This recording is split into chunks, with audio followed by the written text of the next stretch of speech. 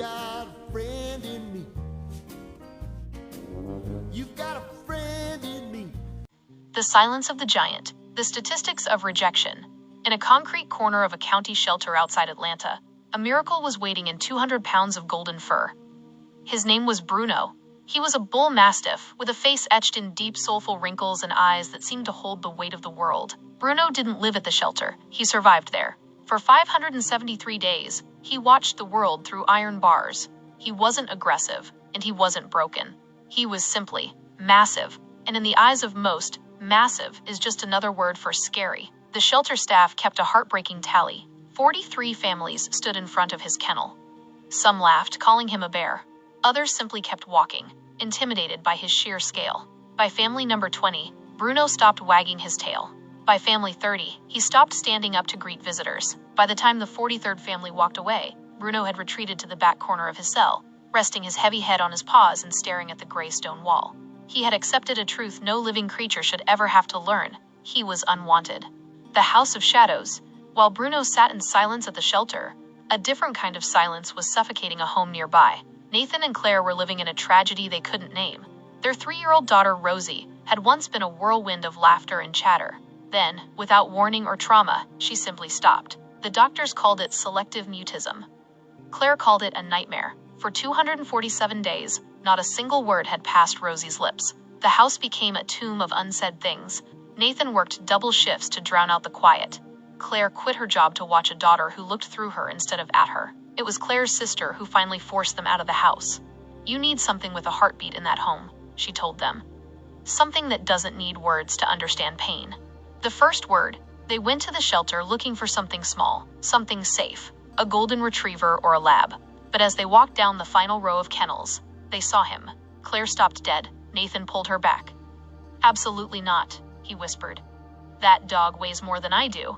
"But Rosie..." Rosie didn't hesitate. For the first time in 8 months, her eyes lit up. She walked directly to the bars where the giant lay. She pressed her tiny, pale hand against the cold metal and did something that made the shelter worker gasp. She leaned in close and whispered a single syllable. "Big." Claire fell to her knees, sobbing. Nathan stood frozen. In a world of specialists and therapy, a 200-pound monster had just unlocked the door to their daughter's voice. The architecture of healing. The first week was a chaotic symphony of crashing lamps and flooded bathrooms. Bruno didn't understand the physics of a house. His tail was a rhythmic wrecking ball, and he treated the coffee table like a footstool. But around Rosie, the giant became a ghost. He moved with an impossible, deliberate gentleness. He seemed to calculate every step to ensure he never bumped her. When she sat on the rug, he would lower his massive frame, inch by agonizing inch, until he was a living wall of warmth beside her. And the words started flowing. Rosie didn't talk to her parents yet. She talked to Bruno. "Sit, Bruno. Stay, Bruno. Good boy." Simple commands, but to Nathan and Claire, they were a grand opera. Bruno listened to her, as if she were a queen issuing decrees from a throne. His ears would swivel toward her voice, and his heavy tail would thump against the floor. A heartbeat for a house that had been dead for too long. 3:14 a.m., the sentinel. The moment that changed the family forever happened on a rainy Tuesday night. Nathan was jolted awake at 3:14 a.m. by a vibration that felt like a low-frequency engine running beneath the floorboards. It wasn't a bark, it was a territorial hum, a warning from the deep. He grabbed a flashlight and ran toward the nursery.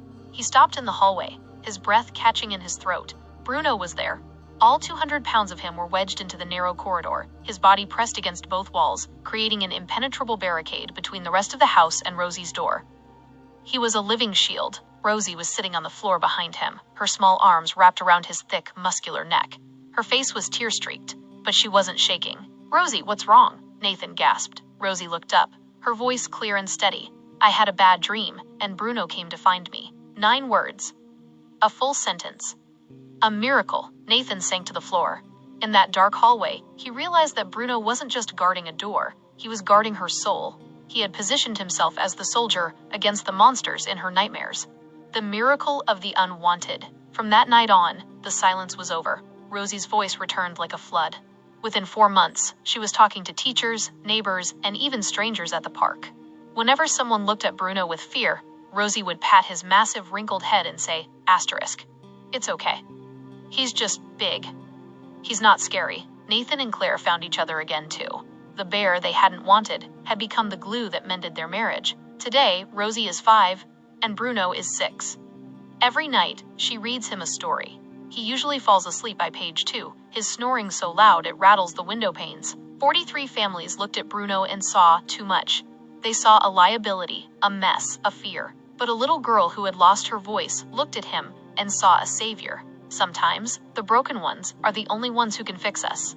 Sometimes, love weighs 200 pounds and drools on the carpet. Bruno didn't just find a home. He gave a little girl her life back, and that is the only miracle this family ever needed.